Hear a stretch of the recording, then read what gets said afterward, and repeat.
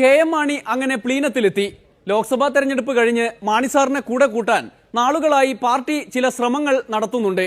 ഇപ്പോൾ പ്ലീനം വിളിച്ച് നയപരമായ അംഗീകാരവും നേടിക്കഴിഞ്ഞു. ഇനി മാണിയെ ഉൾപ്പെടുത്തി മുന്നണി വിപുലപ്പെടുത്തണം.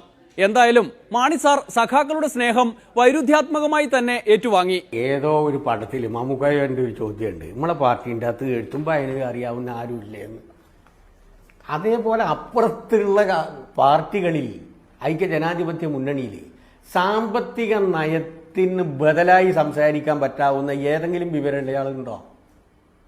ഞങ്ങളുടെ സ്റ്റേജിൽ അങ്ങനെയുള്ള അഭിപ്രായങ്ങൾ ബദൽ നയങ്ങളുമായി ബന്ധപ്പെട്ടുകൊണ്ട് അഭിപ്രായങ്ങൾ പറയാൻ ശക്തമായി പറയാൻ പറ്റുന്ന ഒരാളാണ് മാണി സാർ എന്നുള്ളത് കൊണ്ടാണ് അദ്ദേഹത്തെ ഈ സാമ്പത്തികവുമായി ബന്ധപ്പെട്ടുകൊണ്ടുള്ള സെമിനാറിൽ ഞങ്ങൾ വിളിച്ചത്.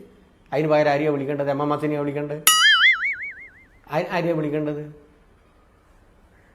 ആരെയാ വിളിക്കേണ്ടത്? എത്ര നാളായി നേരിട്ട് കണ്ടിട്ടല്ലേ? നേരിട്ട് കാണാൻ ഗ്ലാമറല്ലേ? തമാശ പറയാതെ.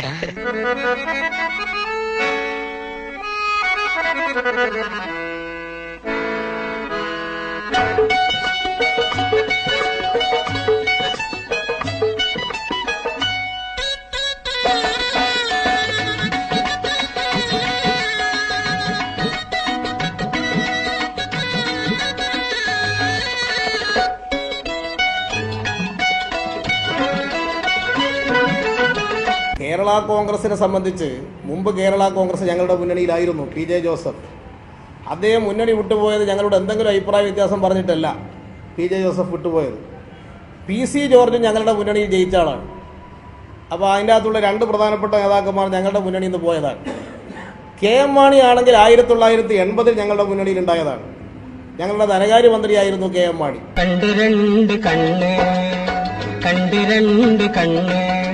കഥകിൻ മറവിൽ നിന്ന് കരിനില കണ്ണുള്ള പെണ്ണ്, കുറുനിര പറത്തണ പെണ്ണ്. അപ്പൊ ഈ മൂന്ന് വിഭാഗങ്ങൾ ഒന്നിച്ചു ചേർന്നിട്ട് കേരള കോൺഗ്രസ് ഒരു തരത്തിലല്ലെങ്കിൽ മറ്റൊരു തരത്തിൽ മുമ്പ് ഞങ്ങളുമായി ബന്ധപ്പെട്ട് പ്രവർത്തിച്ചവരാണ്. അവർക്ക് ഞങ്ങളുമായി ബന്ധപ്പെടുന്നതിന് പ്രത്യേകമായ പ്രശ്നങ്ങളൊന്നുമില്ല. എന്തെങ്കിലും പ്രശ്നങ്ങൾ ഞങ്ങളുമായി ബന്ധപ്പെടുന്നതിനുണ്ട് എന്ന് അവരിപ്പോൾ പറഞ്ഞിട്ടുമില്ല. അങ്ങനെയാണ് വിളികേട്ട മാണിസാർ വന്നത്. പ്ലീനത്തിനെത്തി താരമായി മാണിസാർ. പണ്ടാരോ പറഞ്ഞതുപോലെ മാർക്സിസ്റ്റ് മാനിഫെസ്റ്റോ ഒരുക്കാൻ പിണറായിയും സഖാക്കളും നാണത്തോടെ മത്സരിച്ചു. മാണിസാർ തിരിച്ചും ഇഷ്ടപ്രകടനം നടത്തി. എന്നോട് ആവശ്യപ്പെട്ടതൊരു സെമിനാറിൽ സംബന്ധിക്കാനാണ് എന്നാണ് എനിക്ക് തോന്നുന്നത്. അപ്പം ഞാൻ ഈ ഗ്രൗണ്ടിൽ നിറഞ്ഞു നിൽക്കുന്ന നിങ്ങളോട് സംസാരിക്കുമ്പോൾ എനിക്ക് പല വികാരങ്ങൾ എൻ്റെ മനസ്സിൽ കൂടി കടന്നു പോകുന്നു. ഒന്ന്, എനിക്കെന്താ ആരോപണം ഇരിക്കുന്നത്? ഞാനിവിടെ വന്നതുകൊണ്ട് എൻ്റെ അഭിപ്രായം, ഈ ഭരണകക്ഷി പ്രതിപക്ഷം എന്ന് പറയുന്നത് രണ്ടും രണ്ട് ധ്രുവങ്ങളിൽ നിൽക്കേണ്ട പ്രതിഭാസങ്ങളല്ല. വാസ്തവത്തിൽ പ്രതിപക്ഷങ്ങളെ വിശ്വാസത്തിലെടുത്ത് ഭരണകക്ഷിയും ഭരണകക്ഷി ഗവൺമെൻറ്റുകളെ ഭരണകക്ഷിയെയും വിശ്വാസത്തിലെടുത്ത് പ്രതിപക്ഷവും സഹകരിച്ച് പ്രവർത്തിച്ച് മുന്നോട്ട് പോകേണ്ടതാണ്. In my opinion, mister Yechury, I think there are only 4 states approved generally. I think there is a 5th state that opposition should be a 5th state of democracy. It should be approved as a 5th state of democracy എന്നാണ് എൻ്റെ അഭിപ്രായം.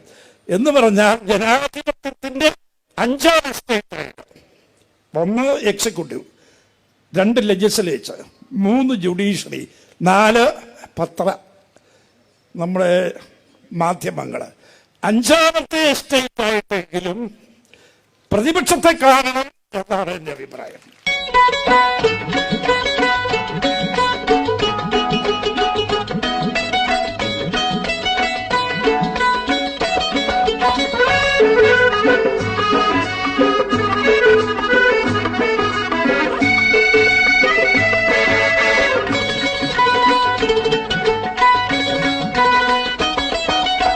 സഹകരിച്ച് പ്രവർത്തിക്കാൻ മേലാത്ത മേഖലകൾ വല്ലതും ഉണ്ടോ? അപ്പം കസ്തൂരി രംഗൻ റിപ്പോർട്ട് വന്നു. കസ്തൂരി രംഗന്റെ റിപ്പോർട്ടിനെതിരെ എല്ലാ ഭരണകക്ഷി പ്രതിപക്ഷങ്ങളും ഒരുമിച്ച് പ്രവർത്തിക്കുന്ന വല്ല ബുദ്ധിമുട്ടുണ്ടോ? ഒരു ബുദ്ധിമുട്ടുമില്ല. കാലാകാലങ്ങളിൽ ഇവിടെ ജനകീയ പ്രശ്നങ്ങളുണ്ടാവും, പരിഹരിക്കേണ്ടുന്ന പ്രശ്നങ്ങളുണ്ടാവും. ആ പ്രശ്നങ്ങളെ സംബന്ധിച്ചിടത്തോളം ഭരണകക്ഷി പ്രതിപക്ഷങ്ങൾ യോജിച്ചു നിന്നുകൊണ്ട് ജനകീയ പ്രശ്നങ്ങൾക്ക് പരിഹാരം ഉണ്ടാക്കുവാൻ വേണ്ടിയുള്ള ആ മുന്നേറ്റത്തിൽ അവർക്ക് സഹകരിക്കാം. അതുപോലെ തന്നെ പ്രതിപക്ഷങ്ങളെ സംബന്ധിച്ച് ഗവൺമെന്റിന് ക്രിയാത്മകമായ പിന്തുണ കൊടുക്കുവാൻ പ്രതിപക്ഷങ്ങളും തയ്യാറാവണം. നമുക്ക് ആ പ്രതിപക്ഷങ്ങളുടെ ഭാഗത്തും ഒരു മാറ്റം ആവശ്യമാണ്. ആപ്പിള് പോലത്തെ കവിള് ആ നോക്കുമ്പം കാലൊന്ന് കരള്, ആപ്പിള് പോലത്തെ കവിള് ആ നോക്കുമ്പം കാലൊന്ന് കരള്, പൊന്നിൻ കുടമ്മലെ കുളിക്കുന്നു അന്നപ്പിട പോലെ അടിവെക്കുന്നട കണ്ടിരണ്ട് കണ്ണ് കണ്ടിരണ്ട് കണ്ണ് കഥകിൻ മറവിൽ കരിനില കണ്ണുള്ള പെണ്ണ് കുറുനിര പറത്തണ പെണ്ണ് കണ്ടിരണ്ട് കണ്ണ് കണ്ടിരണ്ട് കണ്ണ്. ഡെമോക്രസിയിൽ ജനാധിപത്യത്തിന്റെ ഏറ്റവും വലിയ അവിഭാജ്യ ഘടകമായി തന്നെ പ്രതിപക്ഷത്തെ കണ്ടുകൊണ്ട് പ്രതിപക്ഷത്തെ വിശ്വാസത്തിലെടുത്ത് നിങ്ങളുടെ നിർദ്ദേശങ്ങൾ കേട്ട് നല്ല നിർദ്ദേശങ്ങൾ സ്വീകരിച്ച് നിങ്ങളുമായി എല്ലാ കാര്യങ്ങളും സഹകരിച്ച് പങ്കുവെച്ചുകൊണ്ട് നമുക്ക് ജനാധിപത്യം കൂടുതൽ സമ്പുഷ്ടമാക്കണം എന്നുള്ളതാണ് എന്റെ വ്യക്തിപരമായ അഭിപ്രായം. പൊന്നിൻ കുടമ്മലെ കുളിക്കുന്നു അന്നപ്പിട പോലെ അടിവെക്കുന്നട കണ്ടിരണ്ട് കണ്ണ് കണ്ടിരണ്ട് കണ്ണ് കഥകിൻ മറവിൽ കരിനില കണ്ണുള്ള പെണ്ണ് കുറുനിര പറത്തണ പെണ്ണ് കണ്ടിരണ്ട് കണ്ണ് കണ്ടിരണ്ട് കണ്ണ്.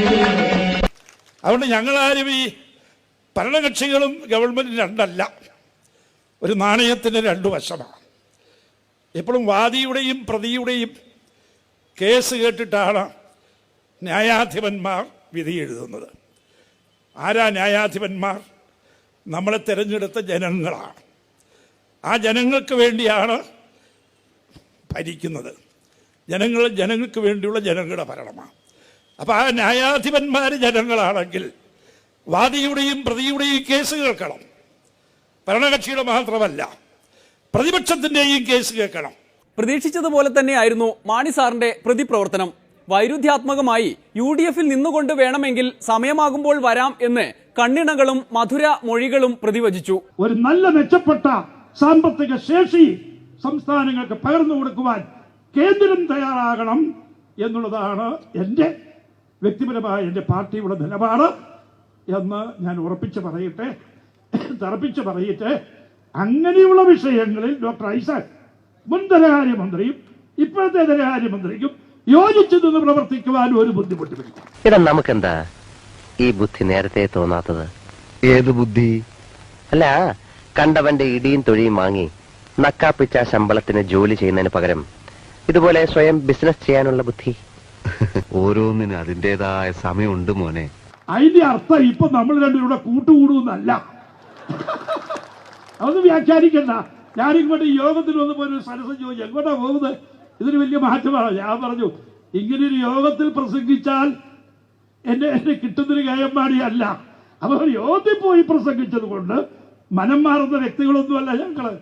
സഹകരിച്ച് പ്രവർത്തിക്കുക എന്ന് പറയുന്നത് കൂടുമാറുക എന്നുള്ളതല്ല. സഹകരിച്ച് പ്രവർത്തിക്കുക എന്നുള്ളത് മുന്നണി മാറുക എന്നുള്ളതല്ല. ഇവിടെ കേരള കോൺഗ്രസിന്റെ ഇന്നത്തെ നിലപാടിൽ ഉറച്ചു നിന്നുകൊണ്ട് കേരളത്തിന്റെ അവകാശങ്ങൾ നേടിയെടുക്കാൻ വേണ്ടി രാഷ്ട്രീയമായ നിലപാടുകളിൽ ആവശ്യങ്ങളിൽ നമുക്ക് ഒരുമിച്ച് പ്രവർത്തിക്കാം. അതിന് യാതൊരു നിഷിദ്ധതയുമില്ല.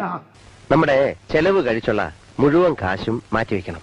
നമുക്ക് നല്ല ഒരു വീട് കെട്ടണം, ഒരു കാറ് വാങ്ങണം, ഒരു ഫ്രിഡ്ജ്, AC, VCR, TV. നമുക്കങ്ങ് സുഖിക്കണം.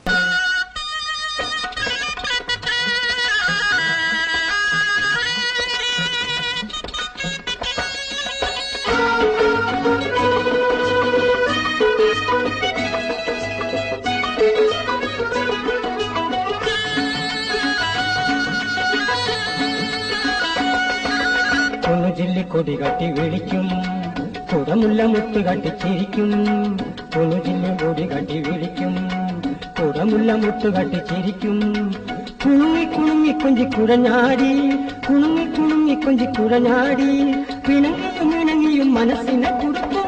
കണ്ടിരണ്ട് കണ്ണ് കണ്ടിരണ്ട് കണ്ണ് കഥകിൻ മറവിൽ നിന്ന് കരിനില കണ്ണുള്ള പെണ്ണ് കുറുനിര പറത്തുന്ന പെണ്ണ് രണ്ട് കണ്ണ് കണ്ട് രണ്ട് കണ്ണ് കണ്ട് രണ്ട് പ്രതിപക്ഷം എന്നുള്ള വ്യത്യാസമില്ലാതെ കേരളത്തിന്റെ പൊതുവായ താല്പര്യങ്ങൾക്ക് വേണ്ടി ഒരുമിച്ച് നീങ്ങുവാൻ നമുക്ക് കഴിയണം. ഇനി പണ്ടാരോ പറഞ്ഞ ആ മാർക്സിസ്റ്റ് മാനിഫെസ്റ്റോ തയ്യാറാക്കി ഭരണത്തിലേറണം. അതിനായുള്ള അടിത്തറ പ്ലീനം ഒരുക്കി കഴിഞ്ഞു. ലോക്സഭാ തെരഞ്ഞെടുപ്പ് ഒന്ന് കഴിഞ്ഞോട്ടെ, പ്ലീനത്തിന് വിട, ഒരിടവേള കൂടി, അത് കഴിഞ്ഞ് ആത്മഹത്യാ ശ്രമം.